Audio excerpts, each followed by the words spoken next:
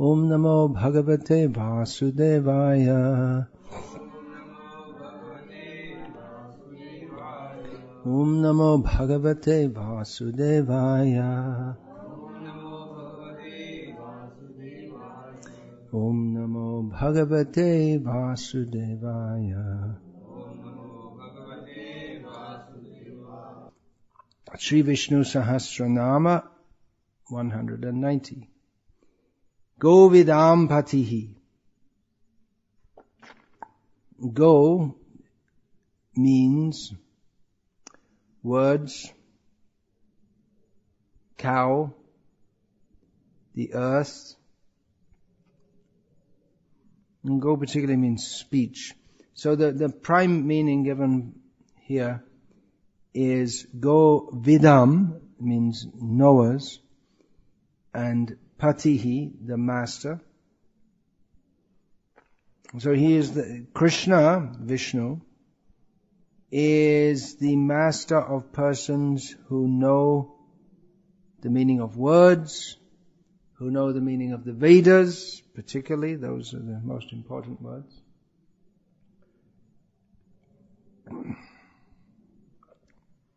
Persons of real wisdom. There may be persons who superficially know the Vedas, but they may not know the actual purpose of the Vedas. In chapter 2 of Bhagavad Gita, Krishna speaks of the Veda Vadarata, people who are attached to the words of the Vedas. But they take the words at face value. Whereas the real meaning is given by Krishna himself. Vedaishcha sarverahameva vedyaha. Krishna is the object of knowledge in the Vedas. So, mere learning is not in and of itself the knowing. To know the words doesn't necessarily mean to know the meaning of the words. Krishna says just after that, Brahmanasya vijanataha. One who knows is one who knows Brahman. He's the actual knower of the Vedas. And Brahman, of course, is Krishna, Param Dhama. Param Brahma. Param Brahma, Param Dhama. It's Krishna. So, Krishna is the master of those who actually understand the words. And of course, he is the one who gives the understanding also. And he's the master of even those who don't understand, but there is a difference. He's the master of everyone, but there is a difference between those who are his devotees and those who are not. The devotees can understand Krishna. He gives them the intelligence by which they can understand him. Dadami buddhi yogam tam yena mam upayanti te. And to others, he gives the intelligence by which they don't understand him. And they think, they're convinced that there is no God, or that there's no Krishna, or there's no, God is not Krishna, or Krishna is not God. The Krishna also, he gives that intelligence also. So he's the master of everyone. He awards different kinds of intelligence to different kinds of people according to their inclination. But those who actually want to know him, he gives them, the intelligence by which they can know him. They can understand the actual meaning of the Vedas. They can understand the actual meaning of Krishna's intention. The Vedas are spoken by the Supreme Lord. They are his words. So one who understands what he wants, what he intends by them, they are actual knowers. And he is the master of everyone, but he takes special charge of the devotees. As he says, that samoham sarva bhuteshu name dvesho name priyaha. I am equal to everyone, I envy no one and I favor no one, but ye bhajanti tumam bhaktya maite teshu chapyaham. But he takes special care of those who are his devotees. So this is not contradictory. He takes He's the master of everyone, but he particularly takes care of those who want to be cared for by him. And those who don't care for him, he doesn't particularly care for them. He still arranges for everything that they need for their sustenance. Nityo nityanam chaitanas chaitananam eko bahunam yo vidadhati kaman. And he also arranges for their desires to be fulfilled. But the problem is that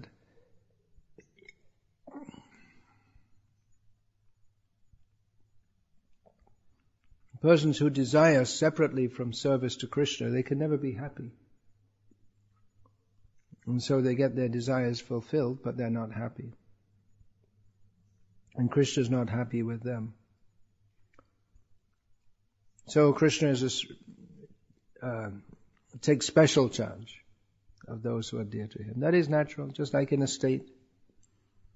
The king is the protector of all the citizens.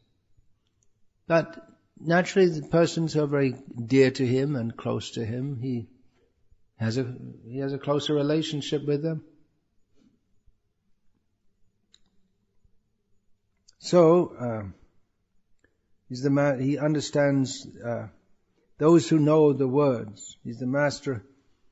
He's also the master of speech himself. He knows all languages, even the languages of the birds and the beasts. Sometimes that's described in Bhavaduk, that name is given in Bhakti Rasamrita Sindhu. He knows all the languages. He can speak to the birds, he can speak to the animals. There's one anecdote in one of Sahadev Prabhu's recent books about a farmer in China. He moved to another part of China where there's different dialect. And he bought a cow, but he was frustrated. He says, this cow doesn't understand my language. Indicating that the cow understood the local language. They can understand even human terms. Just you can train the bulls by making different orders. They'll go to the right or to the left or stop or whatever.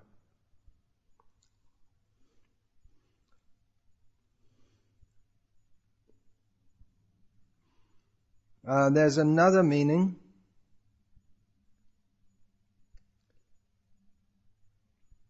No, or a nuance on this meaning that I don't see where this comes. He helps people to understand. Matasmriti jnanam apohanam cha. He helps devotees to understand even the subtle meanings of the Shastra. Krishna is known as Go Brahmana Hit, one who is very interested in the welfare of the cows and the brahmanas. The brahmanas, a real brahmana is Brahma Janatiti Brahmana, one who knows Brahma. So Brahma means the absolute truth. Brahma means Krishna. Brahma means the Vedas. That's one meaning of Brahma. So one who actually knows Krishna is always looking out for the welfare of such persons. So Krishna is the master of the knowers of the cows, the knowers of the earth, and so on.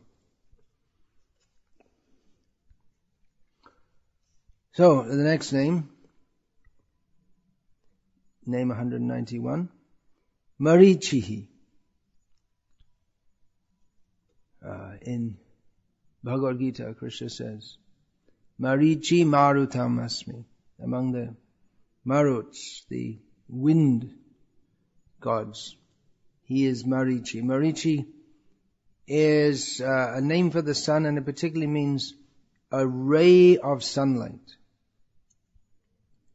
And so Krishna is sometimes compared to the sun. That's discussed elsewhere here in Vishnu Sahasranama. All light emanates from him. Whatever light there is, this sun is so bright to us. This sun is only material light. And from his body comes spiritual light. The Brahma Jyoti is his, is the effulgence coming from his body. Yadadvaitam Brahma Parnashadi Tadapyasya Tanubha. The light from his body, that is what is described by the Advaitavadis in their what they describe, that undivided oneness, which is the light which is described in the Upanishads. That is the light of Krishna's body. So, everything is Krishna. Krishna is he is full light. He can also be considered a ray of light. Even in the deep darkness, even a single beam of light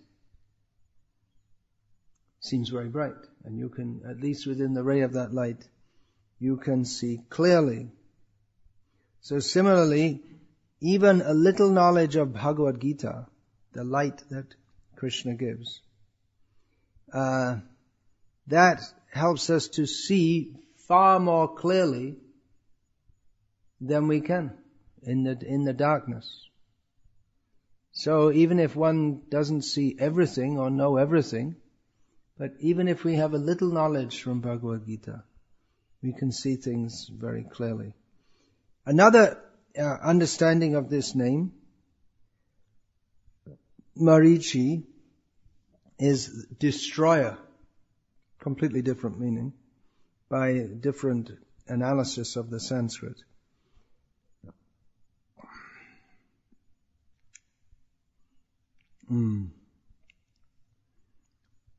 So Krishna is also the destroyer. Creation, maintenance and destruction are said to be, are generally understood to be affected by Brahma, Vishnu and Mahesh, but overseeing them all is Vishnu. And he ultimately he destroys everything.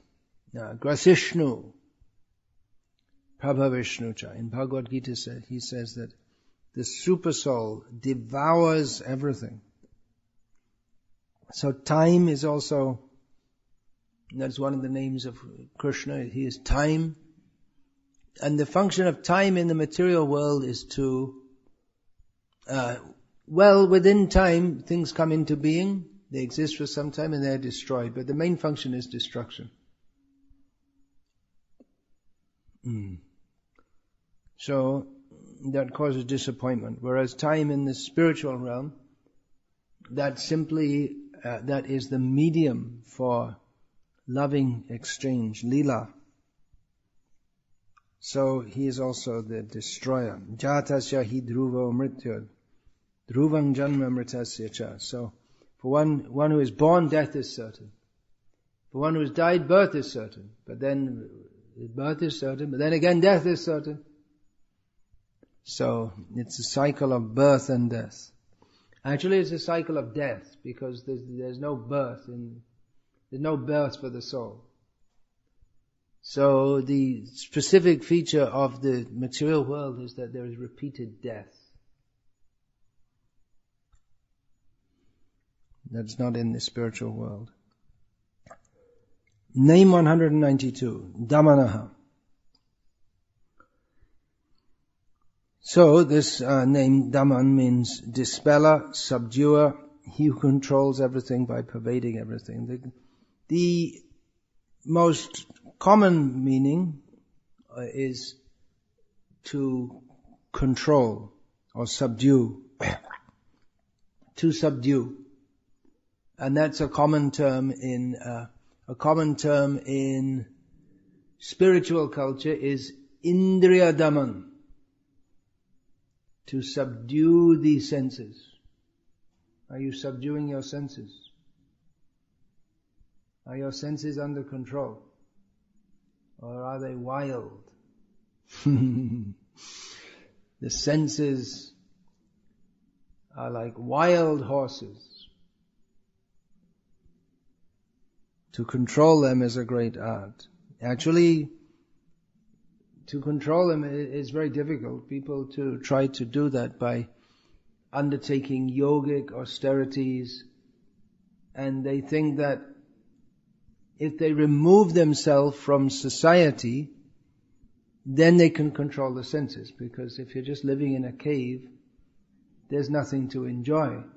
Of course, some sense enjoyment will be there also. Something, not very much, but even if you only eat roots from the jungle, then you'll also find some pleasure in eating that. And then you'll take a bath, and in the hot season, if you're bathing, it's pleasurable. So it's not possible to avoid all sense enjoyment, because the interaction of the senses with the sense object, not in all cases, but in some cases, gives sense pleasure. Sometimes it gives pain also. If you eat something which is not tasting nice, then it's not pleasurable. But even then, if you're very hungry, even that might give some pleasure. So, the yogis, they try to go into deep trance, but until they're in the perfect state, they have to come out of trance and eat something at some point. But even in deep trance, there'll be some, on the mental platform, there's some interaction of something with something else. Or if one just goes into a stage of self-forgetfulness, you may say, well, that's, now the senses are under control, but that's, what kind of control is it like that? That's just like, this patient is suffering and he's a lot of pain. So, alright, the doctor says, I have a sure way to stop his pain. So the relation who brought the patient in, yes, well, please do it. And he pulls out a gun and shoots the patient dead. So, stopped all the pain. The patient is no longer experiencing pain. But he's dead. So the attempt by the yogis to simply stop all thoughts and actions is to stop the consciousness altogether. That is one way of controlling the senses, but then the senses no longer have any function, or they try to come to a state where there is no function. The Vaishnava way of controlling the senses is completely different. It is Rishikesha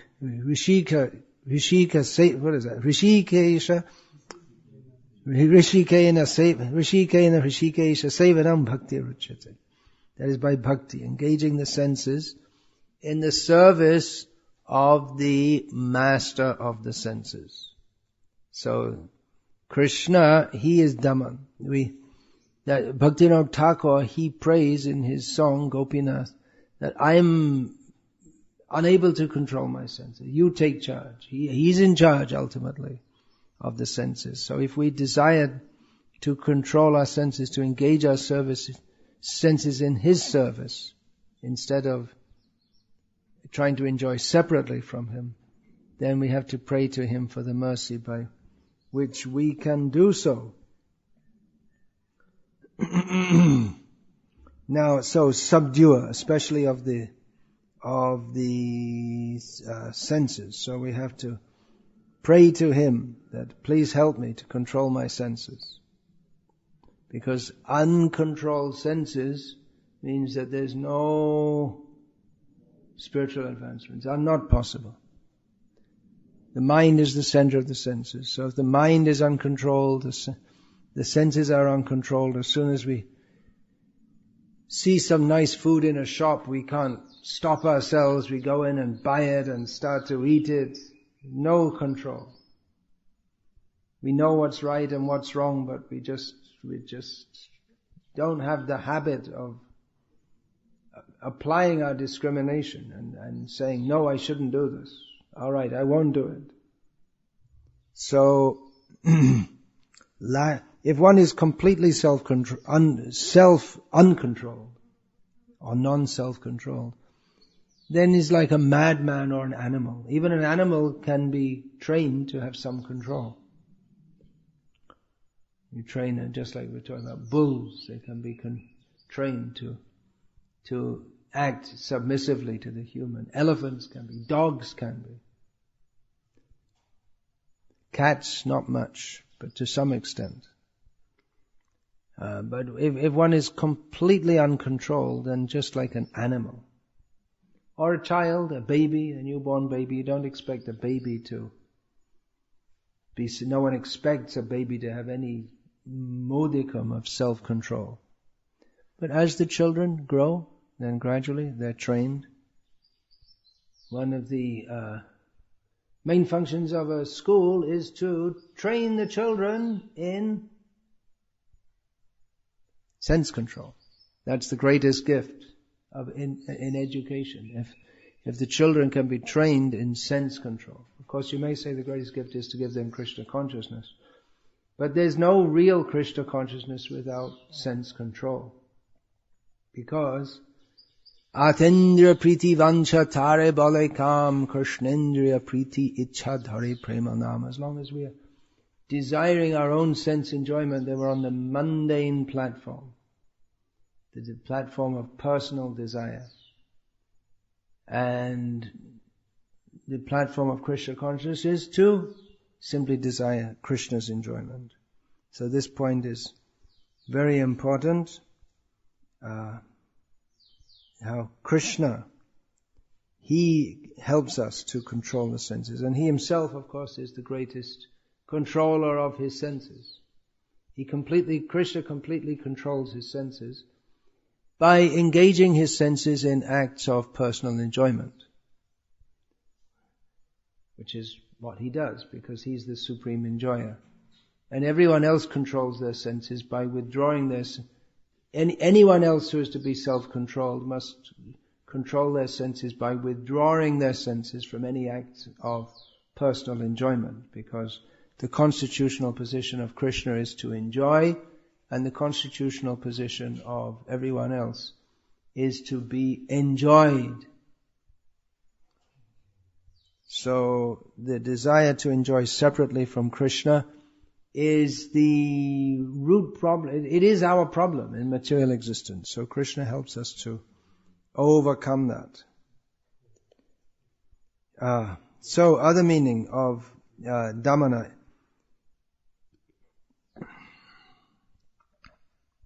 means one who dispels. So Krishna dispels the distress of living in the material world. It especially dispels the distress of His devotees.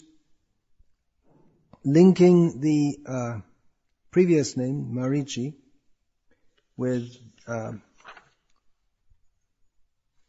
present one, Baladev Vidyabhushan, explains this name as He who dispels the sufferings of those who meditate on His Kanti, on His effulgence.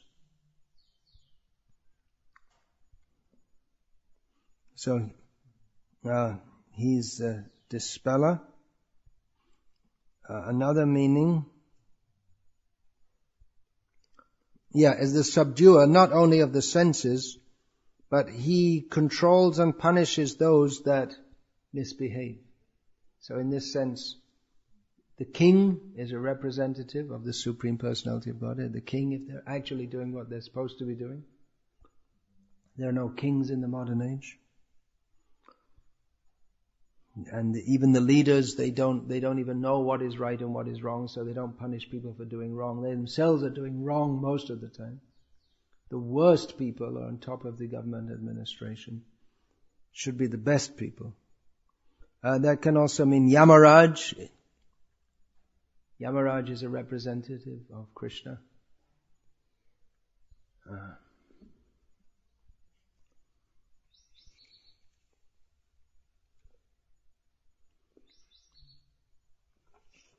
Other meanings.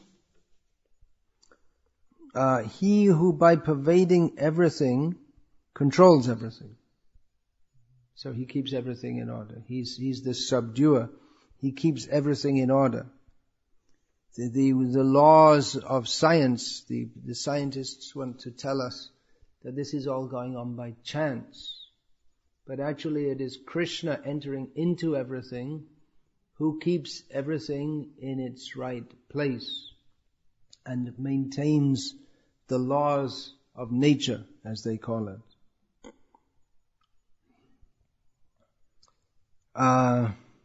There's one asura called Damanah, so who killed that demon, that is Vishnu. Who subdues the wicked, that we already discussed. He who is supreme among those who have control of the mind. Yeah, he's the best. There may be many people who have the quality of Damanah, of subduing the mind and senses, but Krishna is the best of them. One of Krishna's 6 most prominent qualities is vairagya. He's renounced. He's not attached. So Krishna is not impelled by his senses.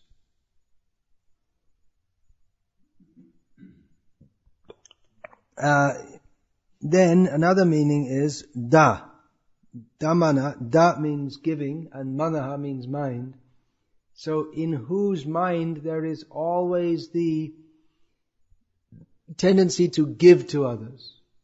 In materialistic consciousness we always want to take from others. But Krishna, he's not in shortage of anything. He doesn't need anything from anyone. His propensity is to give to others, especially to his devotees. And he gives to everyone else also. Someone wants material enjoyment, Krishna arranges that. Someone wants to be very rich, Krishna arranges. Krishna is the giver, but we should know what to pray to him for. Not pray to him for anything material. So this point of subduing, everyone has to subdue their senses. Either voluntarily or involuntarily. For instance, if someone thinks, this food is so nice, let me eat more and more and more and more and more and more and more. Then he'll get sick, and then he can't eat for 5 days. So then he's forced to subdue his senses by a roundabout way. So the same thing, if the more one indulges in sense enjoyment, the more one has to suffer. That's Krishna's mercy to help people to understand that this sense enjoyment is not in our self-interest. There's another name which will come later in Vishnu Sahasranama. It's similar or derived from the same root. Damayita is that name. So, Hare Krishna. There's 3 names for today. Any comment or question? Hare Krishna, Krishna Krishna, Hare Hare. Hare Rama, Rama Rama, Hare Hare.